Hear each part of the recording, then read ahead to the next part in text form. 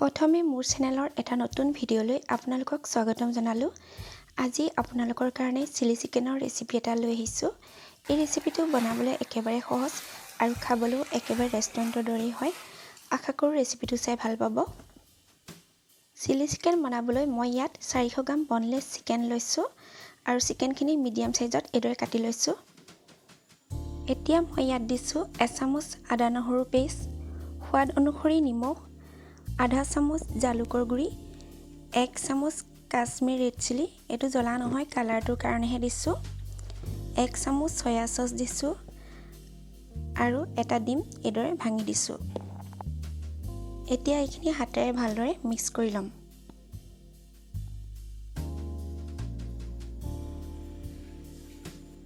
ইয়াত এতিয়া দিছোঁ 3 চামুচ ডাঙৰ চামুচেৰে কৰ্ণফ্ল'ৰ আৰু 3 চামুচ ডাঙৰ চামুচেৰে ময়দা দিছোঁ। চিকেনখিনিৰ লগত এইখিনি এতিয়া ভালদৰে মিক্স কৰি ল'ব লাগিব। এয়া মই এতিয়া হাতেৰে সানি লৈছোঁ। এয়া সানি লোৱা হৈ গ'ল। এতিয়া এইখিনি প্ৰায় 1 ঘণ্টামানৰ কাৰণে মই এতিয়া থৈ দিম। চিকেনখিনি মই প্ৰায় 1 ঘণ্টামান মেৰিনেট কৰি থৈ দিছিলোঁ। এতিয়া এইখিনি ফ্ৰাই কৰি ল'ম। কেৰাহীত অলপ ৰিফাইন তেল দি দিছোঁ, অলপ সৰহকৈ দি লৈছোঁ। এতিয়া এয়া তেলখিনি গৰম হ'লত মেৰিনেট কৰি থোৱা চিকেনখিনি এপিচ এপিচকৈ দি দিছোঁ। গেছৰ ফ্লেমটো মিডিয়াম কৰি লৈছোঁ।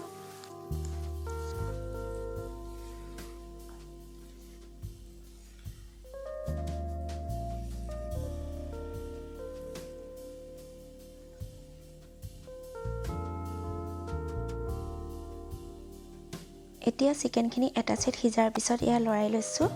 চিকেনখিনি ৰঙচুৱা হোৱালৈকে ফ্ৰাই কৰি ল'ব লাগিব।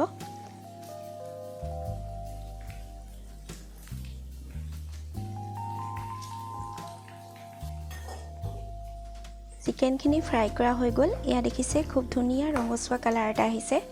প্ৰায় 15 মিনিটমান সময় লাগে চিকেনখিনি ফ্ৰাই কৰিবলৈ। এতিয়া এয়া কেৰাহীৰ পৰা কাঢ়ি লৈছোঁ। একেদৰে বাকী থকা চিকেনখিনিও ফ্ৰাই কৰি ল'লোঁ। এয়া চিকেনখিনি ফ্ৰাই কৰি লোৱা হৈ গ'ল। এতিয়া চিকেনত দিবৰ বাবে চচখিনি তৈয়াৰ কৰি ল'ম।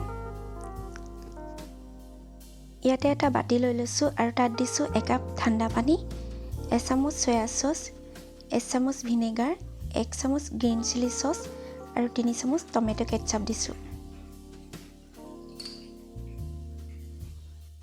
আৰু 1 চামুচ এয়া ডাঙৰ চামুচেৰে কৰ্ণফ্ল'ৰ দি লৈছোঁ আৰু এইখিনি এতিয়া ভালদৰে মিক্স কৰি লৈছোঁ। এয়া চিকেন ফ্ৰাই কৰা তেলখিনি লৈছোঁ। তেলকণ অকণমান কমাই ল'লোঁ। ইয়াত কেইফুটামান নহৰু সৰু সৰুকৈ কাটি লৈছিলোঁ আৰু লৈছোঁ এফাল পিঁয়াজ, পিঁয়াজখিনিও সৰুকৈ কাটি লৈছোঁ আৰু কেইটামান জলকীয়া। এইখিনি এতিয়া কেইছেকেণ্ডমানৰ কাৰণে ফ্ৰাই কৰি ল'ম।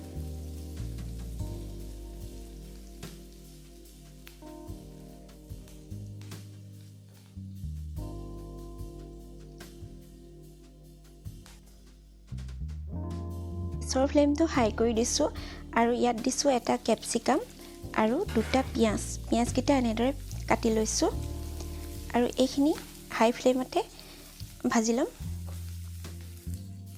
হাই ফ্লেমতে 2 মিনিটমানৰ কাৰণে পিঁয়াজ আৰু কেপচিকামখিনি ভাজি ল'লোঁ। পিঁয়াজ আৰু কেপচিকামখিনি অকণমান কেঁচা কেঁচা নিচিনা হোৱাকৈ থ'ব লাগে।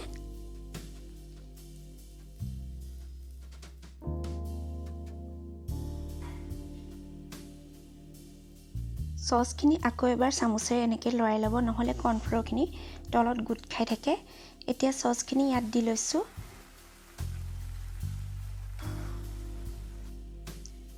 এক চামুচ কাশ্মীৰ ৰেড চিলি দিছোঁ, আধা চামুচ জালুক গুড়ি দিছোঁ আৰু অকণমান নিমখ দিছোঁ। নিমখ আগতে মেৰিনেট কৰোঁতে দিয়া আছে, গতিকে অকণমান দিছোঁ। এতিয়া ফ্ৰাই কৰি লোৱা চিকেনখিনি এটা উতল আহিলে দি দিম। গেছৰ ফ্লেমটো হাই কৰিয়ে থোৱা আছে। এতিয়া ইয়াত ফ্ৰাই কৰি থোৱা চিকেনখিনি দি লৈছোঁ আৰু এইখিনি চচখিনিৰ লগত ভালদৰে মিক্স কৰি লৈছোঁ। 2-3 মিনিটমানৰ পিছত এয়া আমাৰ চিলি চিকেনৰ ৰেচিপিটো ৰেডি হৈ গ'ল।